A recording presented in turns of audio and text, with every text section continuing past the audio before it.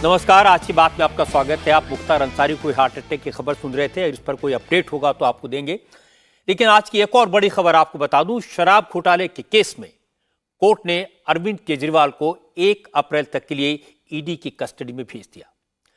केजरीवाल की रिमांड 4 दिन के लिए बढ़ा दी गई। ईडी ने कोर्ट को बताया कि केजरीवाल पूछताछ के दौरान कोऑपरेट नहीं कर रहे हैं, सवालों के जवाब नहीं दे रहे हैं, उन्हें अपने फोन और आईपैड के पासवर्ड शेयर करने से इनकार कर दिया है। लेकिन बड़ी बात यह कि आज केजरीवाल ने कोर्ट रूम को भी बड़ी चतुराई से राजनीति के लिए इस्तेमाल किया। सुनवाई के दौरान केजरीवाल ने कोर्ट में बोलने की परमिशन मांगी। अदालत ने अनुमति दे दी। 5 मिनट तक बोलने के लिए कहा। इस मौके का केजरीवाल ने पूरा फायदा उठाया। उन्होंने अपनी पार्टी के लिए नया नैरेटिव सेट किया। केजरीवाल ने कहा, कितने भी दिनों के लिए ईडी की कस्टडी में उन्हें भेज दिया जाए, उन्हें कोई एतराज नहीं है। लेकिन वो ये पूछना चाहते हैं, क्या सिर्फ 4 बयानों के आधार पर किसी सिटिंग चीफ मिनिस्टर की गिरफ्तारी जायज है?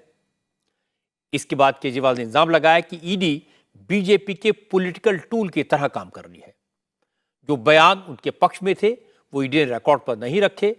केजरीवाल ने इल्जाम लगाया कि राघव मुंगुंटा और शरद रेड्डी ने उनके पक्ष में जो बयान दिए वो सामने नहीं लाए गए, जबकि ईडी के प्रेशर में इन लोगों ने केजरीवाल के खिलाफ जब बयान दिए तो उन्हें रिकॉर्ड पर ले लिया गया और उसके बाद आरोपियों को जमानत भी मिल गई।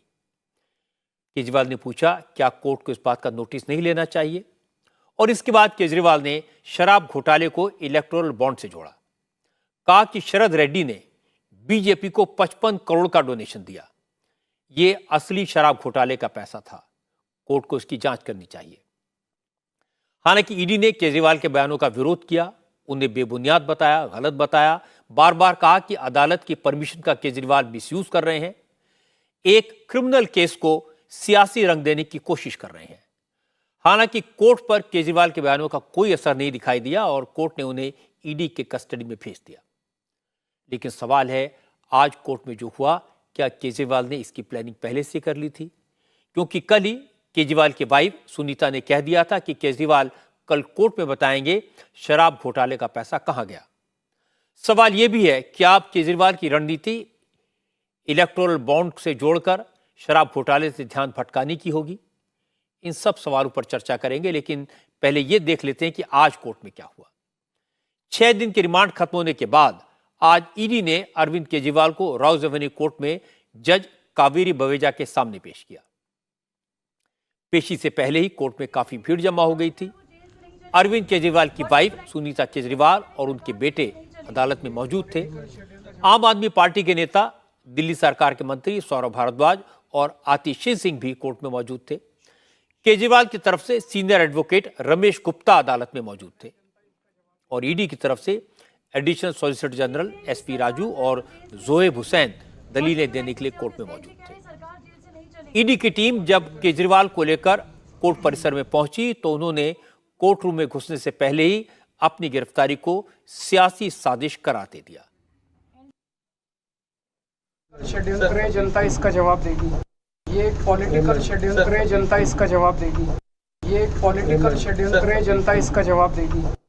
केजरीवाल ने कहा, यह पॉलिटिकल षड्यंत्र है, जनता इसका जवाब देगी। इसके बाद लीगल प्रोसीडिंग शुरू हुई। सबसे पहले ईडी ने अदालत के सामने केजरीवाल की कस्टडी को 7 दिन तक बढ़ाने की एप्लीकेशन दी। एसजी एसवी राजू ने कहा, केजरीवाल पूछताछ में सहयोग नहीं कर रहे हैं। उनके यहां से 5 डिजिटल डिवाइस जब्त किए गए हैं।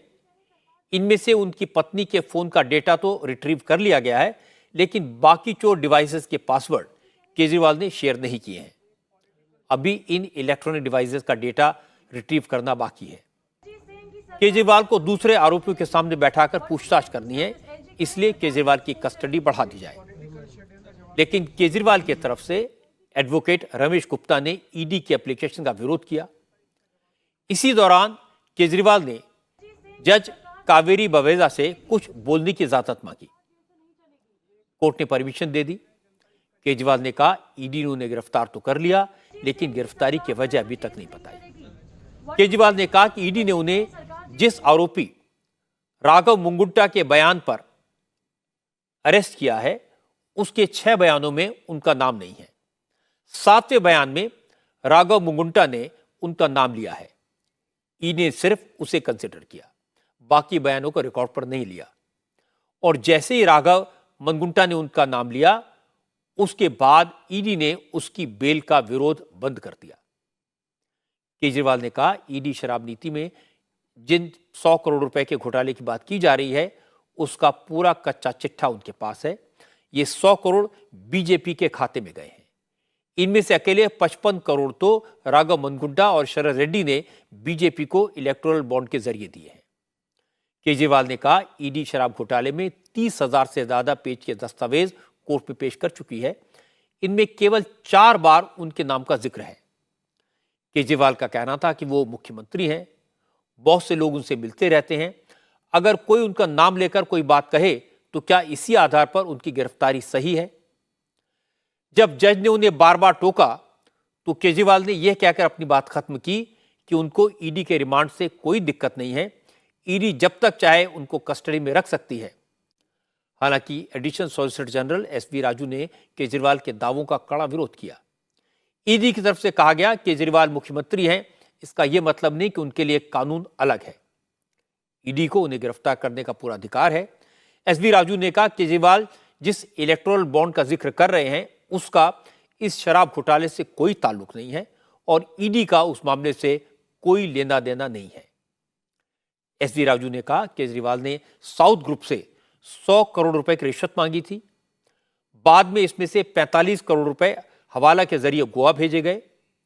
आम आदमी पार्टी ने इस रकम का गोवा के इलेक्शन में इस्तेमाल किया और इसके पुख्ता सबूत हैं। इसके बाद कोर्ट ने केजरीवाल का रिमांड 4 दिन के लिए बढ़ा दिया। कुल मिलाकर केजरीवाल ने कोर्ट में आरोपी की तरह नहीं, एक पॉलिटिकल लीडर की तरह बहस की। इसके बाद जब कोर्ट ने केजरीवाल को ईडी की कस्टडी में भेज दिया तो अदालत के बाहर केजरीवाल के वकील ने भी नेता की तरह बात की।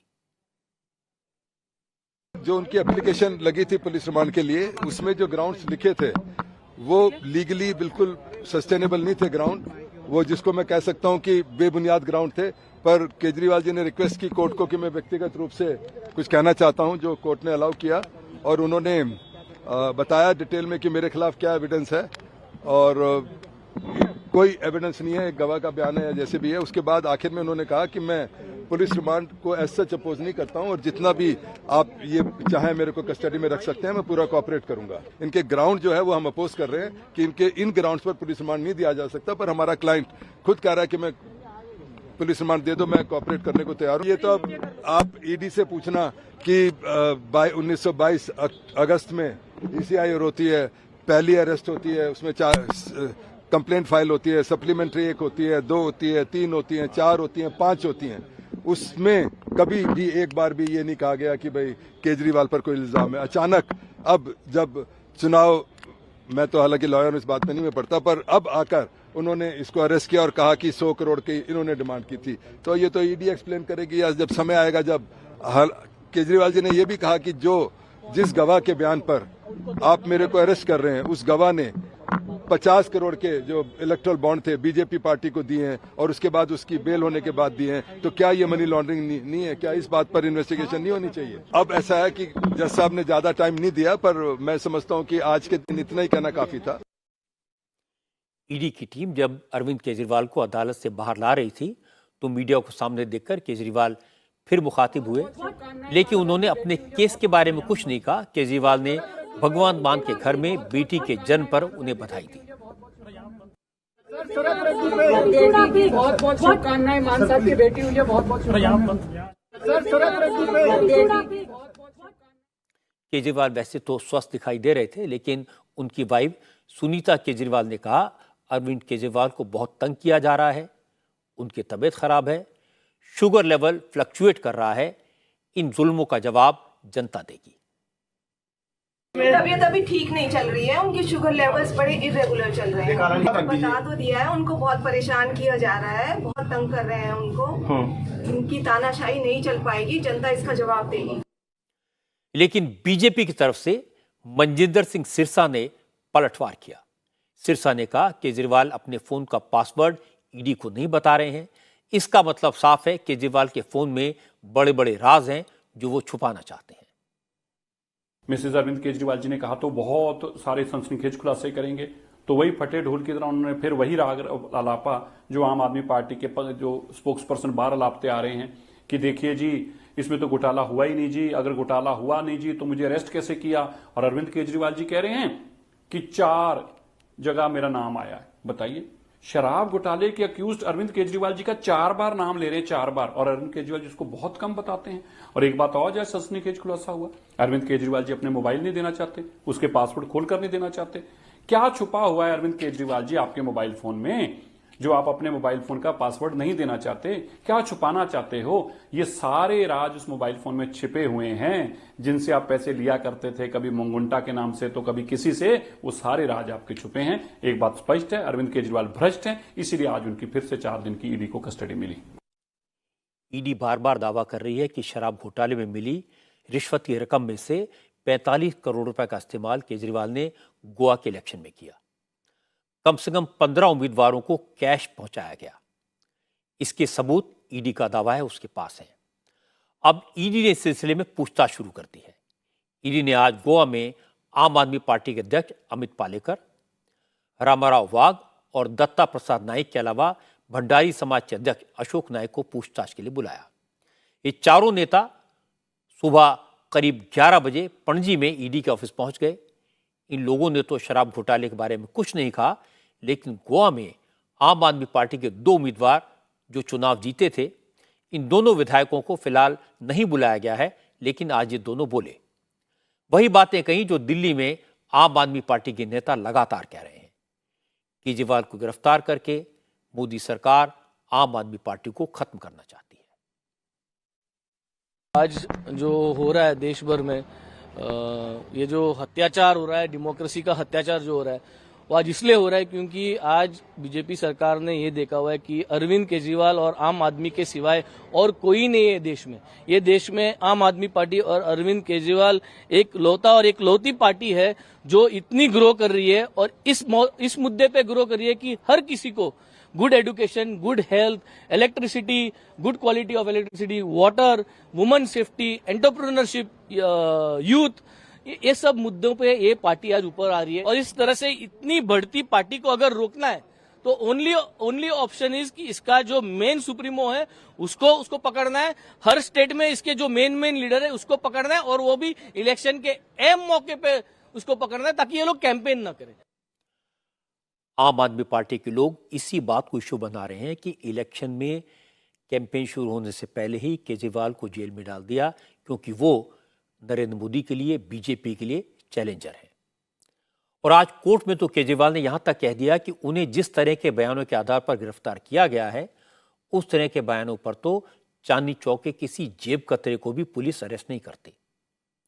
हालांकि कोर्ट पर इन बातों का कोई असर नहीं हुआ। आज दिल्ली की राउज एवेन्यू कोर्ट में जो हुआ उससे 2 बातें क्लियर हैं। एक, ईडी के पास शराब घोटाले के सबूत हैं। घोटाले में कौन कौन लोग इन्वॉल्व हैं, इसकी पूरी चेन पता लग गई है। लेकिन सारा ट्रांजैक्शन कैश में हुआ है, हवाला के जरिए हुआ है, इलेक्ट्रॉनिक एविडेंस नष्ट कर दिए गए हैं, इसलिए फिजिकल एविडेंस जुटाने में वक्त लग रहा है। और ये बात कुछ हद तक ईडी ने कोर्ट में बताई। और दूसरी बात है कि केजरीवाल इसका फायदा उठाकर मामले को राजनीतिक रंग देने की कोशिश कर रहे हैं। केजरीवाल ने यह परसेप्शन बनाने की कोशिश की है कि जैसे घोटाला हुआ ही नहीं, उन्हें शराब घोटाले के नाम पर चुनाव से दूर रखने की कोशिश की जा रही है। केजरीवाल का यह भी आरोप है कि बीजेपी आम आदमी पार्टी को खत्म करना चाहती है, और आम आदमी पार्टी के नेता बार बार दावा कर रहे हैं कि इस चुनाव में केजरीवाल मोदी को हरा देते, इसीलिए उन्हें जेल में डाल दिया गया। लेकिन बात इससे कहीं आगे की है। गिरफ्तारी के बाद भी इस्तीफा न देना, कस्टडी में रहकर आदेश जारी करने का दिखावा करना, और कोर्ट में जाकर यह दावा करना कि बयानों के आधार पर चीफ मिनिस्टर की गिरफ्तारी कितनी जायज है, यह सब केजरीवाल की परसेप्शन क्रिएट करने की रणनीति का तरीका है। हालांकि कोर्ट में न तो सियासी बातों का असर होता है और न ही कोर्ट परसेप्शन से प्रभावित होता है। कोर्ट तथ्यों और कानून के हिसाब से फैसला करती है, और आज भी इसी आधार पर अदालत ने अरविंद केजरीवाल को कस्टडी में भेज दिया। केजरीवाल की गिरफ्तारी से जुड़ा एक और मुद्दा है। अगर केजरीवाल इस्तीफा नहीं देते तो दिल्ली सरकार कैसे चलेगी? इस सवाल का जवाब अभी तक नहीं मिला है, क्योंकि आज दिल्ली हाईकोर्ट ने उस पिटीशन को सुनने से इनकार कर दिया जिसमें शराब घोटाले में गिरफ्तार हो चुके अरविंद केजरीवाल को मुख्यमंत्री पद से हटाने की मांग की गई थी। दिल्ली हाईकोर्ट के acting chief justice Manmohan Singh और जस्टिस मनमीत अरोड़ा की बेंच ने कहा कि संविधान में ऐसा कोई प्रावधान नहीं है कि अरविंद केजरीवाल गिरफ्तारी के बाद चीफ मिनिस्टर नहीं रह सकते। हालांकि गिरफ्तारी के बाद पद पर बने रहने में कुछ प्रैक्टिकल प्रॉब्लम्स हो सकती हैं, लेकिन यह मामला जुडिशरी के अधिकार क्षेत्र में आता ही नहीं है। ये प्रशासनिक मामला है, अदालत इसमें दखल नहीं दे सकती। कोर्ट ने कहा इस मामले में दिल्ली के लेफ्टिनेंट गवर्नर संविधान के मुताबिक कार्रवाई करेंगे। अदालत का फैसला आने के बाद दिल्ली सरकार के मंत्री गोपाल राय ने कहा जेल से सरकार चलाना असाधारण स्थिति है, लेकिन देश ने इससे पहले किसी चीफ मिनिस्टर की गिरफ्तारी भी नहीं देखी थी, तो असाधारण स्थिति में लीक से हटकर काम भी होते हैं। याचिका तो कोई भी दायर कर सकता है, लेकिन निर्णय तो संविधान में जो अधिकार है उसके तहत होगा। भारत के अंदर चुने हुए मुख्यमंत्री को केवल आरोपों के आधार पर इस्तीफा देने का प्रावधान नहीं है। मुख्यमंत्री कल बाहर थे, बाहर से काम कर रहे थे, अब अंदर हैं तो अंदर से काम कर रहे हैं। नहीं, देखिए, मुख्यमंत्री भी अब तक जेल में नहीं रहा है, तो अब नई परिस्थितियों में नई तरह की संभावनाएं बन रही हैं। लेकिन बीजेपी के नेता बार बार केजरीवाल के इस्तीफे की मांग कर रहे हैं। मनोज तिवारी ने आज कहा यह सही है कि अदालत ने इस मामले में दखल देने से इनकार किया है, लेकिन नैतिकता की बड़ी बड़ी बातें करने वाले केजरीवाल कुर्सी से क्यों चिपके हुए हैं, ये दिल्ली की जनता भी देख रही है। आज कोई गया था उनके कि इनको मुख्यमंत्री पद से बर्खास्त करिए, तो कोर्ट ने कहा कि नहीं, ये हमारा काम नहीं है। तो ठीक है, अगर वो तो बर्खास्त हो गए होते तो हम तो बड़ी खुश होते, लेकिन माननीय कोर्ट ने जो भी कहा हम उसको स्वीकार करते हैं। कोर्ट है, लेकिन अगर कोर्ट को भी राजनीतिक कहना चाहते अरविंद केजरीवाल तो उनका ये मानसिक दिवालियापन है और जल्दी ही संविधान विशेषज्ञ उनको जवाब देंगे। गिरफ्तारी के बाद भी इस्तीफा न देना अरविंद केजरीवाल की सोची समझी रणनीति का हिस्सा है। हालांकि केजरीवाल ने प्लान बी जरूर बनाया होगा, लेकिन अभी वो अपनी बेल पिटीशन और गिरफ्तारी को चैलेंज करने वाली याचिकाओं पर कोर्ट के फैसले का इंतजार कर रहे हैं। वो इस्तीफा देंगे या नहीं, ये अगले 2 हफ्ते में तय होगा। जहां तक एलजी के एक्शन का सवाल है, तो संवैधानिक संकट पैदा होने की स्थिति में एलजी होम मिनिस्ट्री के जरिए अपनी रिपोर्ट राष्ट्रपति को भेज सकते हैं। केजरीवाल को हटाने की रिक्वेस्ट कर सकते हैं। लिए यह कदम फिलहाल सियासी तौर पर नुकसान पहुंचा सकता है, क्योंकि विधानसभा में केजरीवाल के पास भारी बहुमत है। ऐसी सरकार के साथ छेड़छाड़ राजनीति के लिहाज से ठीक नहीं होगी। दूसरी बात, अगर एलजी कोई कदम उठाते हैं तो आम आदमी पार्टी के नेता ये कहकर सहानुभूति बटोरने की कोशिश करेंगे कि वो तो शुरू से ही कह रहे थे शराब घोटाला तो बहाना है, बीजेपी का असली मकसद केजरीवाल की सरकार को गिराना है। इसीलिए केजरीवाल की पूरी कोशिश है किसी तरह एलजी कोई एक्शन लें, उन्हें पद से हटाने की कोशिश करें, लेकिन बीजेपी इस चाल को समझ रही है। इसीलिए बीजेपी के नेताओं ने केजरीवाल के इस्तीफे पर दबाव बनाना बंद कर दिया है। कुल मिलाकर न एलजी एक्शन लेंगे, न केजरीवाल इस्तीफा देंगे। हो सकता है अल्टीमेटली ये मामला किसी हायर कोर्ट में पहुंचे और अदालत ही इस पर फैसला करे। अब रुख करते हैं चुनावी मैदान का। उत्तर प्रदेश में समाजवादी पार्टी के नेता और कार्यकर्ता सबसे ज्यादा कंफ्यूज्ड हैं। कल रामपुर और मुरादाबाद में नॉमिनेशन के वक्त हुए ड्रामे के बाद आज खबर आई कि अब अखिलेश यादव मेरठ में भी समाजवादी पार्टी का उम्मीदवार बदलने की तैयारी कर रहे हैं। मेरठ से अखिलेश ने भानु प्रताप सिंह को टिकट दिया था। बीजेपी की तरफ से अरुण गोविल को मैदान में उतारा गया है, लेकिन आज अचानक खबर आई कि भानु प्रताप का टिकट काट दिया गया है। हालांकि इसका औपचारिक ऐलान नहीं हुआ, लेकिन सुबह यह बताया गया कि अखिलेश ने भानु प्रताप को लखनऊ बुलाकर कह दिया कि 10 दिन पहले उन्हें टिकट दे दिया गया था। इसके बाद अभी तक उन्होंने न मेरठ में पार्टी के नेताओं और कार्यकर्ताओं के साथ मीटिंग की, न कैंपेन शुरू किया। ऐसे में चुनाव कैसे लड़ेंगे? इसलिए उनकी जगह किसी और को मैदान में उतारा जाएगा।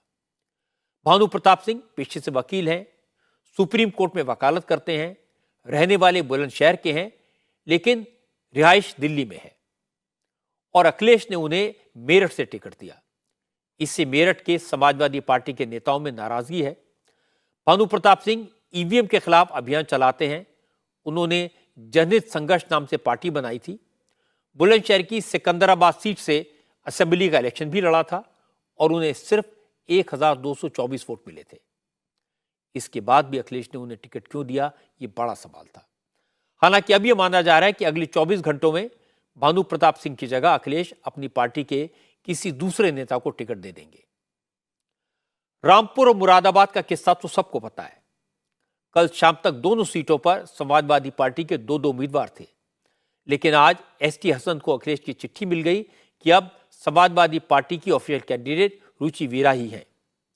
मुरादाबाद सीट पर रुचि वीरा ही समाजवादी पार्टी के टिकट पर लड़ेगी और रामपुर में आजम खान के करीबी आसिम रजा का नॉमिनेशन खारिज हो गया। आसिम रजा ने कल रामपुर से लोकसभा चुनाव के लिए नामांकन किया था और खुद को समाजवादी पार्टी का कैंडिडेट बताया था, लेकिन आज जब उनके पर्चे की जांच की गई तो उसमें कमियां पाई गई। यानी रामपुर से समाजवादी पार्टी के कैंडिडेट मौलाना मुहिबुल्लाह नदवी होंगे। अब दोनों सीटों पर समाजवादी पार्टी के कार्यकर्ता नाराज हैं। हालांकि रामपुर से नॉमिनेशन कैंसिल होने के बाद आसिम रजा तो सामने नहीं आए, लेकिन एसटी हसन ने आज साफ साफ कहा कि वो पार्टी नहीं छोड़ेंगे, समाजवादी पार्टी के लिए काम करेंगे, लेकिन मुरादाबाद में रुचि वीरा के लिए वोट नहीं मांगेंगे। ज्यादातर लोगों को यही शुबा है कि आजम खान साहब की बात नहीं मानी गई रामपुर में, वहां पे उनका कैंडिडेचर नहीं उतारा गया, तो उसको कंपनसेट करने के लिए मुरादाबाद में उनकी एक लेडी को यहाँ पे भेज दिया गया और उसको यहाँ पे प्रत्याशी बना दिया गया। मेरी मजबूरी है कि मैं मुरादाबाद के अंदर प्रचार नहीं कर सकता।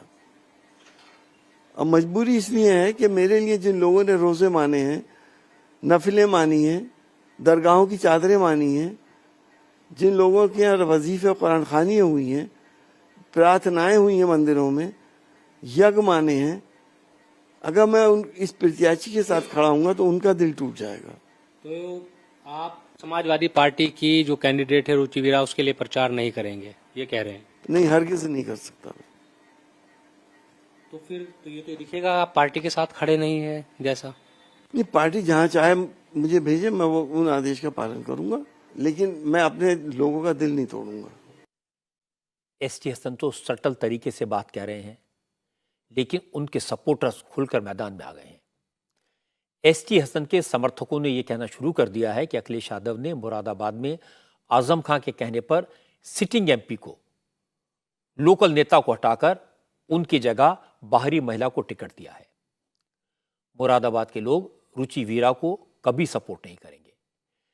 एसटी हसन के समर्थकों ने कहा अब इस सीट पर समाजवादी पार्टी की हार तय है। कुछ लोगों ने तो यहां तक कह दिया कि अब वो बीजेपी को खुलकर वोट करेंगे।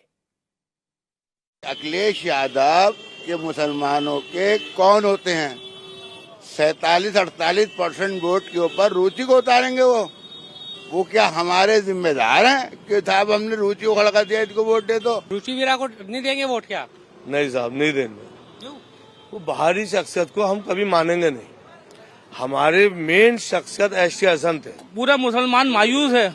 कल से लोगों ने घरों में रोटियां नहीं खाई हैं, रोजा अफ्तार नहीं किए हैं। लोग इस कदर मायूस है क्योंकि मुसलमानों की दिलादारी की है अखिलेश यादव ने, और इंशाल्लाह आने वाले वक्त में हम किसी का एहसान बकाया नहीं रखते। इंशाल्लाह हिसाब जरूर चुकाएंगे। कि अभी तक हमारा ये नाम बदनाम होता है कि मुस्लिम जो है बीजेपी को सपोर्ट नहीं करते। अब हम खुल के सपोर्ट करेंगे, खुल के वोट करेंगे। सर्वेश के साथ हैं, हम सर्वेश के साथ हैं, बीजेपी के साथ हैं हम। अखिलेश डॉक्टर साहब की इज्जत वापस करो, रुचि वीरा वापस जाओ। आपका टिकट वापस होना चाहिए। योगी मोदी तुझसे बैर नहीं, अखिलेश तेरी खैर नहीं। Doctor ST Hasan, doctor ST Hasan, doctor ST Hasan. Yogi तुझसे बैर नहीं, अखिलेश तेरी खैर नहीं, ऐसे नारे इस इलाके के मुसलमानों के मुंह से सुनकर हैरानी होती है। लेकिन अब असदुद्दीन ओवैसी भी सीन में आ गए। ओवैसी ने ट्वीट करके एसटी हसन के घाव पर नमक छिड़का। ओवैसी ने लिखा, डॉक्टर साहब, मैंने कहा था आपके नेता अखिलेश यादव आपका बी फॉर्म नहीं होने देंगे, लेकिन आपने मुझ पर यकीन नहीं किया। जब हमारे बीच ये चर्चा हुई तो इम्तियाज जमील भी मौजूद थे। ओवैसी ने लिखा, आपके नेता केवल आपका वोट चाहते हैं और चाहते हैं आप केवल दरी बिछाएं, भैया पर जवानी कुर्बान करें। ये माइनॉरिटीज के पॉलिटिकल रिप्रेजेंटेशन को खत्म करने की कोशिश का प्लान है, लेकिन इंशाल्लाह हम ऐसा नहीं होने देंगे। हालांकि ओवैसी कैमरे पर नहीं आए, उन्होंने कोई बयान नहीं दिया, लेकिन उनका तीर निशाने पर लगा। एसटी हसन ने ओवैसी की बात को कंफर्म किया। उन्होंने कहा ओवैसी जो कह रहे हैं वो बात सही है, लेकिन जब ये बात हुई थी तो उन्हें लगा कि वो मजाक कर रहे हैं, लेकिन उन्हें क्या पता था हकीकत में उनके साथ यही होगा। उन्होंने पार्लियामेंट में मुझसे इस बात को कहा था कि आपको टिकट ये पार्टी नहीं देगी, और इस बात को भी कहा था कि मुस्लिम लीडरशिप ये पार्टी ख़त्म करना चाहती है। मैंने उनका हंसी मजाक में बात टाल दी थी, और इसलिए उन्होंने जो ट्वीट किया है या जो भी बात वो कह रहे हैं, पार्लियामेंट के अंदर बात ज़रूर हुई थी, लेकिन अखिलेश यादव जी ने मुझे ए फॉर्म भी दिया, बी फॉर्म भी दिया। उन्होंने मुझसे कहा कि फ़ौरन आप अपना नामांकन करा दें। मैंने उनके कहने पर नामांकन भी करा दिया था। फिर अचानक बीच में दास डे पे ये पता चला कि एक और मोहतरमा बिजनौर से यहाँ आ रही हैं, जिनको कि ए बी फॉर्म दे दिए गए हैं। मेरी अखिलेश यादव जी से बात हुई और अखिलेश यादव जी ने कहा कि आप फिक्र मत करिए, चुनाव आप ही लड़ेंगे। आखिर वक्त तक उन्होंने कोशिश ये करी, उन्होंने वहाँ से कागज़ बनवा के भी भेज दिए कि इनका निरस्तीकरण के। तो सब चर्चा यह है कि आजम खान साहब को ये लग रहा है कि उनकी मुस्लिम राजनीति आप खत्म कर रहे हैं। देखिए, मैं कहाँ और आजम खान कहाँ, ज़मीन आसमान का फ़र्क है। आजम खान बहुत बड़े लीडर हैं और देश के लीडर हैं। एसटीएस साफ साफ तो नहीं कह रहे हैं, लेकिन उन्हें भी ये लगता है कि आजम खान के कहने पर ही उनका टिकट कटा और रुचि वीरा को टिकट मिला। आजम खान के कहने पर रुचि वीरा को टिकट देने से मुरादाबाद में समाजवादी पार्टी के लोग नाराज हैं, लेकिन रामपुर में समाजवादी पार्टी के कार्यकर्ता इसलिए नाराज हो गए क्योंकि रामपुर में आजम खान की करीबी का टिकट कट गया। आसिम रजा की जगह अखिलेश ने मौलाना मुहिबुल्लाह नदवी को सिंबल दे दिया। अब रामपुर में आसिम रजा के सपोर्टर कह रहे हैं कि रामपुर में अखिलेश ने बाहरी उम्मीदवार को उतारा है, इसलिए वो उसे सपोर्ट नहीं करेंगे। जो ना अखिलेश ने नए आदमी टिकट दिया, उसको कौन जानता है? कौन जानता है उसे? कल वो नामजदगी करने वाला आप पार्टी के दफ्तर में चले गए मौलाना साहब, जबकि समाजवादी के दफ्तर में जाते। अगर मुहिबुल्लाह से क्या दिक्कत है आपको? अब ये ना जानना पहचान परेशानी ये है कि अब लोग बाहर का आदमी यहाँ आ जाए और उसको हम वोट देते, कैसे देते? देखिए, उनको मुहिबुल्लाह साहब को कोई नहीं जानता यहाँ। अच्छा। वो अगर मैं बात करूँ तो रूरल एरिया से बिलोंग करते हैं और यहाँ से कहीं बाहर दिल्ली वगैरह रहते हैं। लोकल का कैंडिडेट होगा तो वो सबकी प्रॉब्लम समझेगा भी, क्या क्या यहाँ समस्याएं हैं, क्या नहीं है। तो इसलिए हमारा सुझाव यही है कि थोड़ा सा राष्ट्रीय अध्यक्ष समाजवादी के उनको जो है इस पर जो गौर करना चाहिए। मजे की बात है, आजम खान सीतापुर जेल में है। चुनाव के दौरान उनके बाहर आने की फिलहाल संभावना नहीं है। उनके चक्कर में 2 सीटों पर मुश्किल खड़ी हो गई है। लेकिन अखिलेश यादव ने आजम खान को समाजवादी पार्टी का स्टार कैंपेनर बनाया है। समाजवादी पार्टी ने लोकसभा चुनाव में जिन 40 नेताओं की लिस्ट जारी की है, जिन्हें कैंपेनिंग की जिम्मेदारी दी गई है, उस लिस्ट में अखिलेश यादव, किरणमय नंदा और रामगोपाल यादव के बाद चौथे नंबर पर मोहम्मद आजम खान का नाम है। इसका मतलब यही है कि आजम खान भले ही जेल में हो, लेकिन अखिलेश को लगता है कि वो जेल में रहकर भी मुस्लिम वोटों पर असर डाल सकते हैं, इसलिए वो इस वक्त आजम खान को नाराज करने का जोखिम नहीं उठाना चाहते, भले इसके चक्कर में पार्टी के कार्यकर्ता और नेता नाराज हो जाएं। कैंडिडेट को लेकर नाराजगी और विरोध सिर्फ समाजवादी पार्टी में ही नहीं, कांग्रेस में भी दिखाई दिया। अमरोहा में इस बार कांग्रेस ने दानिश अली को लोकसभा चुनाव के मैदान में उतारा है, लेकिन अमरोहा में समाजवादी पार्टी के कार्यकर्ता दानिश अली का विरोध कर रहे हैं। दानिश अली अमरोहा में गठबंधन के उम्मीदवार के तौर पर समाजवादी पार्टी के दफ्तर में कार्यकर्ताओं से मिलने पहुंचे।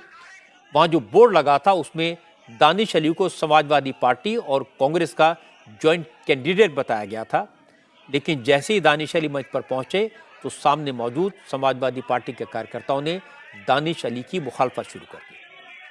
दानिश अली के खिलाफ नारेबाजी शुरू कर दी।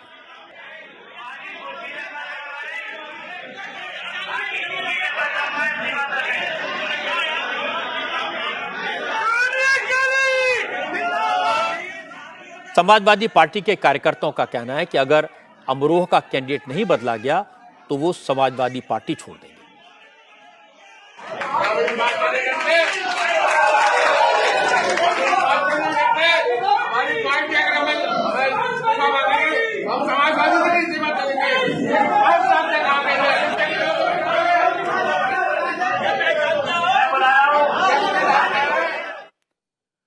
अखिलेश यादव और राहुल गांधी ने मोदी के डर से अलायंस तो कर लिया, लेकिन दोनों पार्टियों के कार्यकर्ता इस अलायंस से इत्तेफाक नहीं रखते, क्योंकि जो नेता 5 साल से चुनाव लड़ने की तैयारी कर रहे थे उनका पत्ता कट रहा है, और ऊपर से अगर पार्टी किसी दूसरी पार्टी से आए बाहरी नेता को मैदान में उतार देती है तो मुश्किल और बढ़ जाती है। अमरोहा, मुरादाबाद और रामपुर में यही दिखाई दे रहा है, और नाराजगी इस हद तक है कि मुरादाबाद और रामपुर जैसे शहरों में मुस्लिम भाई ये नारे लगा रहे हैं, योगी मोदी से बैर नहीं, अखिलेश तेरी खैर नहीं, और ये अखिलेश के लिए चिंता की बात हो सकती है। दूसरी तरफ योगी आदित्यनाथ पश्चिमी उत्तर प्रदेश में पूरे जोर शोर से कैंपेन में लगे हैं।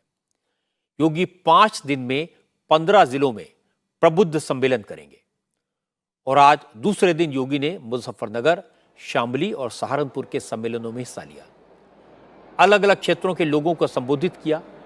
समाजवादी पार्टी की सरकार के वक्त यूपी का क्या हाल था इसका जिक्र किया। पिछली सरकारों के दौरान दंगे, कर्फ्यू और पलायन की याद दिलाई। मुजफ्फरनगर की मीटिंग में योगी ने कहा, एक वक्त था जब मुजफ्फरनगर जैसे शहर में कर्फ्यू के लिए उसे जाना जाता था, लेकिन अब कांवड़ यात्रा के लिए पहचाने जाते हैं। ये बदलाव वोट से हुआ है और लोग इसे महसूस कर रहे हैं। एक वोट वह देश की तकदीर को भी और देश की तस्वीर को भी बदल सकती है। आपका एक वोट जब गलत हाथों में जाता था तो मुजफ्फरनगर में महीनों कर्फ्यू लगता था। आपका एक वोट सही हाथों में गया तो मुजफ्फरनगर अब कर्फ्यू नहीं, कांवड़ यात्रा के लिए जाना चाहता है।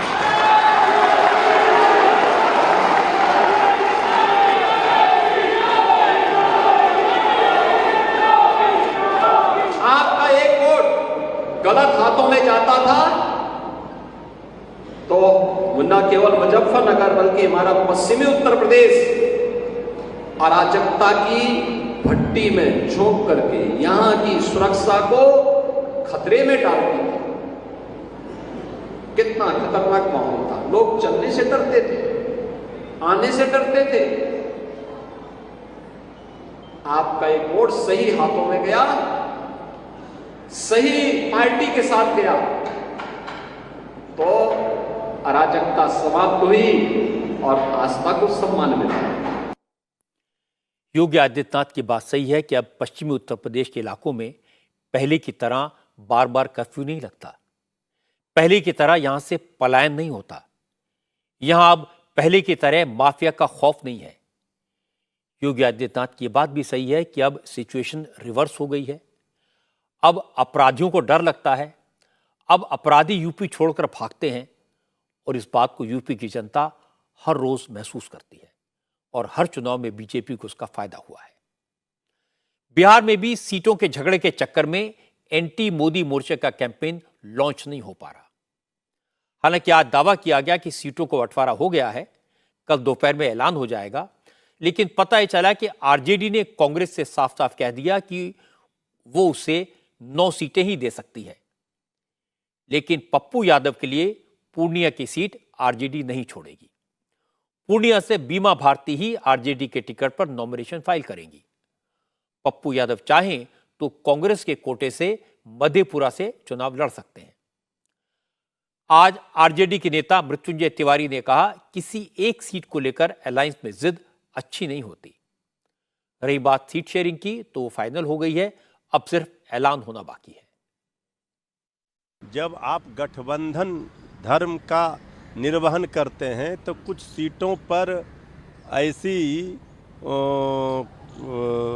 समस्या आती है जो सहयोगी दलों से वो सीट दूसरे सहयोगी दलों को लेना पड़ता है और दूसरे सहयोगी दलों को अपने पहले सहयोगी दलों को देना पड़ता है।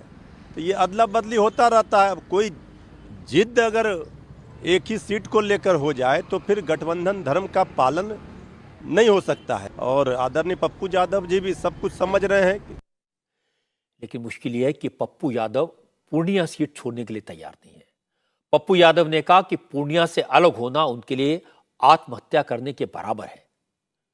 अब देखना यह कि कांग्रेस हाईकमान क्या फैसला करता है, उसके बाद देखा जाएगा।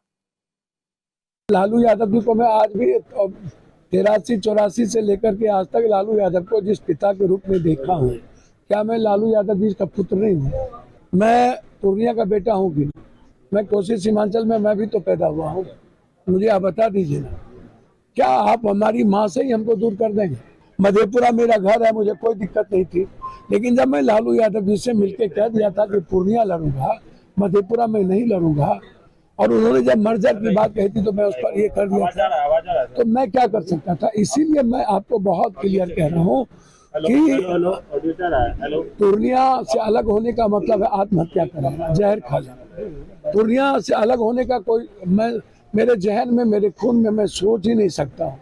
अब कांग्रेस को तय करने दीजिए, मैं कांग्रेस को अपना जीवन समर्पित कर चुका हूँ। चर्चा यह है कि अगर आरजेडी ने पूर्णिया सीट नहीं छोड़ी तो पप्पू यादव या तो निर्दलीय उम्मीदवार के तौर पर मैदान में उतरेंगे, और अगर कांग्रेस हाईकमान ने ग्रीन सिग्नल दे दिया तो वो कांग्रेस के टिकट पर लड़ेंगे। लेकिन इस दौरान असदुद्दीन ओवैसी ने भी एंटी मोदी मोर्चे की टेंशन बढ़ा दी है। पहले ओवैसी की पार्टी ने बिहार की 40 में से 11 सीटों पर चुनाव लड़ने का ऐलान किया था, लेकिन आज 5 और सीटों पर उम्मीदवार उतारने का फैसला कर लिया। सबसे बड़ी बात यह कि अगर लालू यादव की बेटी मीसा भारती पाटलिपुत्र से चुनाव लड़ती हैं तो वहां भी उनका मुकाबला ओवैसी की पार्टी के उम्मीदवार से होगा, क्योंकि आज बिहार में एआईएमआईएम के अध्यक्ष अख्तरुल ईमान ने कहा उनकी पार्टी पाटलिपुत्र से उम्मीदवार जरूर उतारेगी।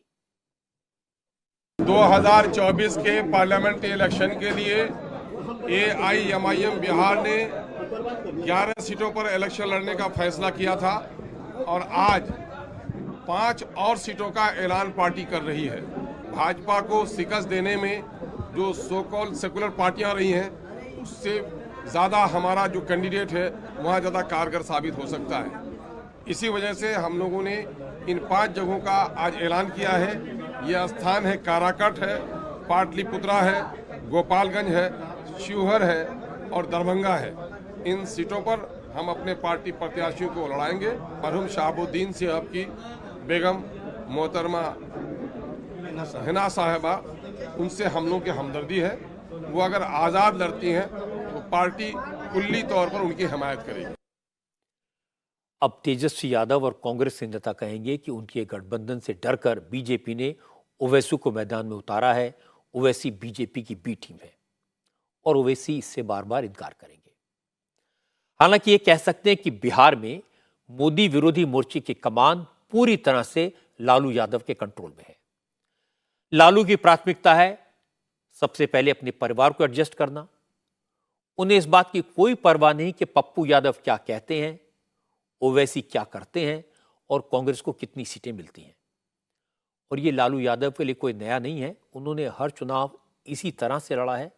बस फर्क यह है कि लालू आज भी परंपरागत तरीके से राजनीति कर रहे हैं और नरेंद्र मोदी ने राजनीति का, चुनाव लड़ने का जो परंपरागत अंदाज है उसे बदल दिया है।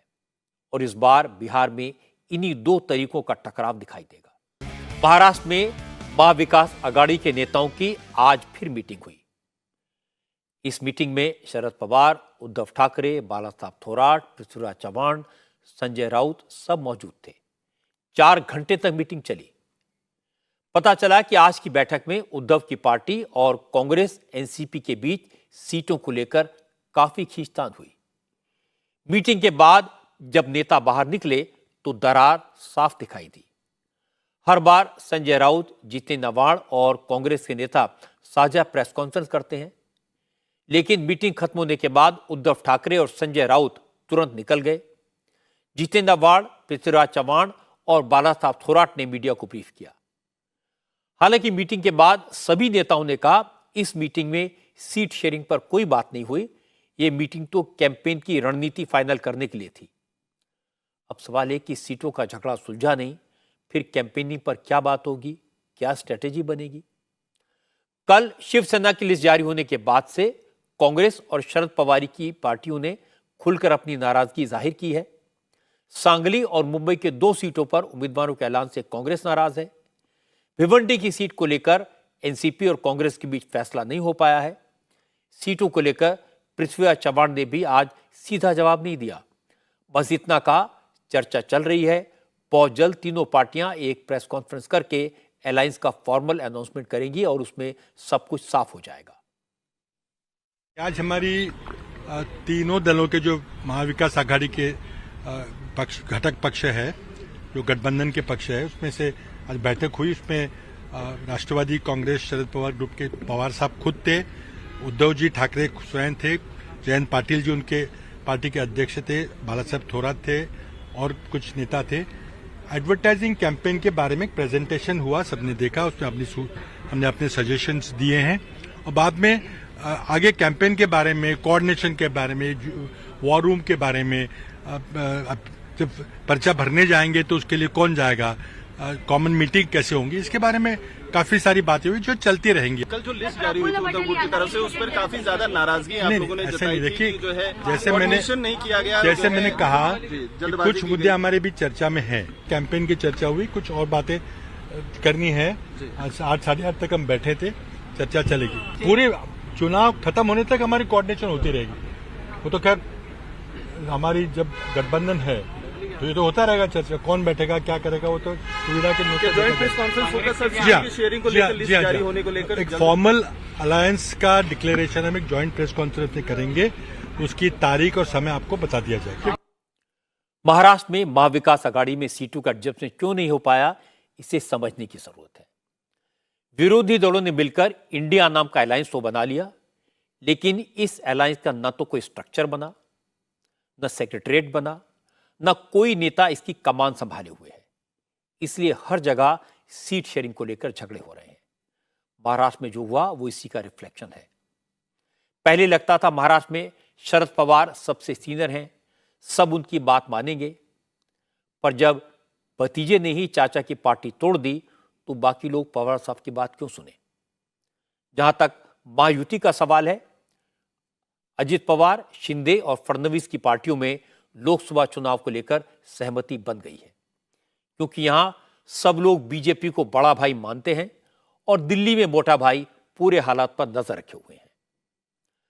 आज एकनाथ शिंदे की शिवसेना ने 8 उम्मीदवारों की अपनी पहली लिस्ट जारी भी कर दी। शिंदे ने रामटेक से सिटिंग एमपी कृपाल तुमाने का टिकट काट दिया, उनकी जगह राजू पारवे को टिकट दिया। बाकी 7 सिटिंग एमपीज को ही शिवसेना ने रिपीट किया। मुंबई साउथ सेंट्रल सीट से राहुल शेवाले को उम्मीदवार बनाया गया है। कोल्हापुर से संजय मंडलिक, शिरडी से सदाशिव लोखंडे, बुल्ढाना से प्रतापराव जाधव, हिंगोली से हेमंत पाटिल। इसके अलावा गठबंधन में कोई दरार ना आए, इसके लिए कल देर रात तक शिंदे के घर पर मुलाकातों का दौर चला। बारामती से लड़ने का ऐलान कर चुके विजय शिवतारे से एकनाथ शिंदे और देवेंद्र फडणवीस से बात की। शिंदे ने आज कहा कि शिवतारे को मना लिया गया है, वो महायुति के उम्मीदवार का समर्थन करने के लिए राजी हैं। आज फिल्म स्टार गोविंदा की राजनीति में 14 साल बाद फिर से एंट्री हुई। गोविंदा ने एकनाथ शिंदे की शिवसेना की मेंबरशिप ली और चर्चा है कि शिंदे गोविंदा को मुंबई की नॉर्थ वेस्ट सीट से चुनाव लड़वा सकते हैं। जल्दी इसका ऐलान किया जाएगा। इस सीट से उद्धव की पार्टी ने अमोल कीर्तिकर को उम्मीदवार बनाया है। गोविंदा 2004 में नॉर्थ मुंबई से चुनाव जीत चुके हैं। वो 2004 से 2009 तक कांग्रेस के सांसद थे। शिवसेना ज्वाइन करने के बाद गोविंदा ने कहा, राजनीति में दोबारा आने का फैसला उन्होंने प्रधानमंत्री मोदी के काम और महाराष्ट्र में शिंदे सरकार के डेवलपमेंट को देखकर लिया। 14 वर्ष बाद मैं फिर आया हूँ पॉलिटिक्स में, आफ्टर 14 इयर्स। मैं पॉलिटिक्स तो नहीं कहूँगा शब्द ये, मैं इस टाइम में सेवा में आया हूँ और मैं सेवा प्रदान करूँगा। और मुझे ऐसा लगता है कि आप जो प्रोग्रेस कर रहे हैं शहर में और देश में जो हो रही है आदरणीय मोदी जी के साथ, ये अविश्वसनीय है। जो ये वर्षानुवर्ष जो काम कभी नहीं हुए, जिस तरह से अगर हम लोग कहें कि हम लोग पहले पूजा प्रार्थना करते थे तो हमें कि एक ऐसी पूजा के लिए जगह भी नहीं मिलती थी, ऐसा लगता था कि क्या ये हो रहा है। हाँ, आज जो हम उसकी जो कृपा नजर आती है और जिस तरह से पूजा प्रार्थना की जाती है, उसकी भव्यता जो देखकर दिल खुश हो जाता है। तो मैं तो धन्यवाद देता हूँ। They are beyond politics for me.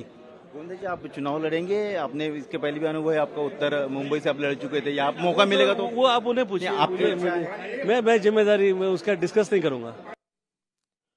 Govinda के आने से एकनाथ शिंदे की पार्टी को फायदा तो हो सकता है, लेकिन इससे भी बड़ी बात यह कि बीजेपी, शिवसेना और एनसीपी के बीच सीटों का बंटवारा आसानी से हो गया। इसके लिए बीजेपी ने बड़ा दिल दिखाया, एकनाथ शिंदे और अजीत पवार दोनों को उनकी डिमांड के हिसाब से सीटें दी, खुद अपनी सीटों पर कॉम्प्रोमाइज किया और बदले में एकनाथ शिंदे बीजेपी के कहने पर ग्राउंड रिपोर्ट के आधार पर अपने सिटिंग एमपीज के टिकट काटने के लिए राजी हुए। जिन सीटों पर उनकी पार्टी के लोग बीजेपी के उम्मीदवार का विरोध कर रहे थे, उन्हें मनाया गया, क्योंकि अब तक ऐसा दिख रहा है कि महायुति में यूनिटी है और अगर ये कायम रही तो चुनाव में इसका फायदा होगा। आज ओडिशा से बड़ी खबर आई। लोकसभा चुनाव से ठीक पहले बीजेडी के फाउंडर मेंबर और कटक से 6 बार लगातार चुनाव जीत चुके भर्तृहरि मेहताब बीजेपी में शामिल हो गए। मेहताब के अलावा नवीन पटनायक की पार्टी से 2 बार सांसद रहे सिद्धांत महापात्रा और सोशल वर्कर दयमंती बेसरा ने भी बीजेपी की सदस्यता ले ली। भर्तृहरि मेहताब 1998 से लगातार कटक से चुनाव जीत रहे हैं। उन्होंने शुक्रवार को बीजेडी छोड़ने का ऐलान कर दिया और आज उन्होंने बीजेपी महासचिव विनोद तावड़े, केंद्रीय मंत्री धर्मेंद्र प्रधान, बीजेपी के उपाध्यक्ष वैजयंत पांडा, ओडिशा बीजेपी के अध्यक्ष मनमोहन सामल की मौजूदगी में बीजेपी ज्वाइन कर ली। भर्तृहरि मेहताब ने कहा, ओडिशा में बदलाव होने जा रहा है और इस परिवर्तन को महसूस किया जा सकता है।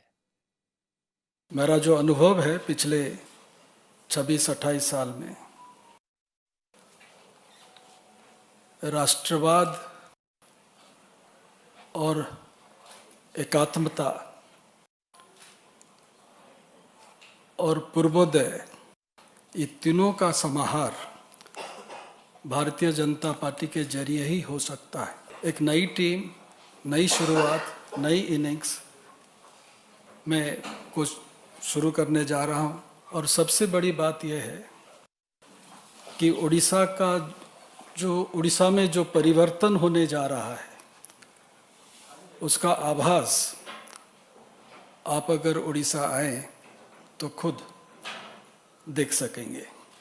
और ये परिवर्तन मोदी जी के कारण हो रहा है। भर्तृहरि मेहताब और एक्टर सिद्धांत महापात्र का पार्टी में शामिल होना बीजेपी के लिए अच्छी खबर है। मेहताब को इस बार बीजेपी शायद कटक से उम्मीदवार बनाए और उनका मुकाबला आदित्य बिरला ग्रुप के फॉर्मर सीईओ संतृप्त मिश्रा से होगा और यह मुकाबला काफी इंटरेस्टिंग रहेगा। इसी तरह संबलपुर में केंद्रीय शिक्षा मंत्री धर्मेंद्र प्रधान 15 साल बाद लोकसभा का चुनाव लड़ेंगे और उनके खिलाफ नवीन पटनायक ने पार्टी के संगठन सचिव प्रणव प्रकाश दास को मैदान में उतारा है। धर्मेंद्र प्रधान 2009 में देवगढ़ विधानसभा चुनाव हार गए थे, क्योंकि उसी साल बीजू जनता दल और बीजेपी का अलायंस टूटा था। देवगढ़ उनका पुश्तैनी इलाका है जो संबलपुर कॉन्स्टिट्यूंसी में पड़ता है। पिछली बार बीजेपी के नीतीश गंगदेव यहां से सिर्फ 11,000 वोटों से जीते थे, लेकिन इस बार बीजेपी ने उनकी जगह धर्मेंद्र प्रधान को उतारा है। प्रणव प्रकाश दास आउटसाइडर हैं, वो जाजपुर कॉन्स्टिट्यूंसी के हैं, लेकिन पार्टी मशीनरी पर उनकी अच्छी पकड़ है और धर्मेंद्र प्रधान को वो कड़ी टक्कर देंगे। पुरी में संबित पात्रा दूसरी बार लोकसभा के लिए अपनी किस्मत आजमा रहे हैं। पिछली बार वो बीजेपी पे बीजू जनता दल के पिनाकी मिश्रा से सिर्फ 11,000 वोटों से हार गए थे। इस बार उनके खिलाफ नवीन पटनायक ने पिनाकी का टिकट काटकर मुंबई के फॉर्मर पुलिस कमिश्नर अरूप पटनायक को उम्मीदवार बनाया है। नवीन पटनायक ने बीजू जनता दल के नेताओं को निर्देश दिया है कि इस बार जीत का अंतर बढ़ना चाहिए। वैसे अरूप पटनायक वो शख्स हैं जिन्हें बीजेपी सांसद अपराजिता सारंगी ने 23,000 वोट से हरा दिया था। अपराजिता के पास महिलाओं का अच्छा खासा वोट बैंक है और नवीन पटनायक ने उनके खिलाफ एक पुराने कांग्रेसी नेता सुयेश राउतराय के बेटे मनमथ राउतराय को मैदान में उतारा है। मनमथ राउतराय ने पायलट की नौकरी छोड़कर कल ही बीजू जनता दल ज्वाइन किया और कल ही उन्हें उम्मीदवार बना दिया गया। जाहिर है इस बार अपराजिता के लिए मुकाबला आसान नहीं रहेगा। इसी तरह सुंदरगढ़ सीट से नवीन पटनायक ने इस बार इंडियन हॉकी टीम के पूर्व कप्तान दिलीप ट्रिकी को टिकट दिया है। इस सीट से पूर्व केंद्रीय मंत्री और सिटिंग एमपी जोएल ओरांव उम्मीदवार हैं। कुल मिलाकर कहा जा सकता है कि इस बार उड़ीसा में कम से कम 20 लोकसभा सीटों पर बीजेपी और बीजेडी के बीच घमासान होगा और अगर नरेंद्र मोदी ने धुआंधार प्रचार किया तो हवा बीजेपी के फेवर में जा सकती है। लेकिन असेंबली इलेक्शन में नवीन पटनायक ने 2/3 मेजोरिटी का संकल्प लिया है। इस बार अगर वो विधानसभा चुनाव जीते तो नवीन पटनायक की सरकार लगातार 6ठी बार जीत हासिल करने का इतिहास कायम करेगी। एक अपडेट आपको दे दूं, बांदा जेल में मुख्तार अंसारी को दिल का दौरा पड़ा है, उसे मेडिकल कॉलेज ले जाया गया है। मुख्तार अंसारी अपनी बैरक में बेहोश मिला था। जेल के डॉक्टर्स ने जेल में इलाज की कोशिश की लेकिन उसे होश नहीं आया, इसलिए उसे तुरंत हॉस्पिटल में शिफ्ट किया गया है। हॉस्पिटल करीबी है। मुख्तार की हालत नाजुक बताई जा रही है। जेल के अफसरों ने बताया कि मुख्तार अंसारी ने रोज़ा रखा हुआ था, इस वजह से उसकी तबीयत खराब हो गई क्योंकि वो शुगर का मरीज है। कुछ दिन पहले मुख्तार अंसारी के परिवार ने इल्जाम लगाया था कि जेल में उसको जहर देकर मारने की कोशिश की जा रही है और उसकी तबीयत खराब है, जान को खतरा है। परिवार की शिकायत के बाद मुख्तार अंसारी को मेडिकल कॉलेज ले जाकर उसका थॉरो चेकअप कराया गया था और तबीयत ठीक होने के बाद डॉक्टर्स के कहने पर उसे वापस जेल भेज दिया गया। लेकिन आज मुख्तार की तबीयत फिर बिगड़ गई।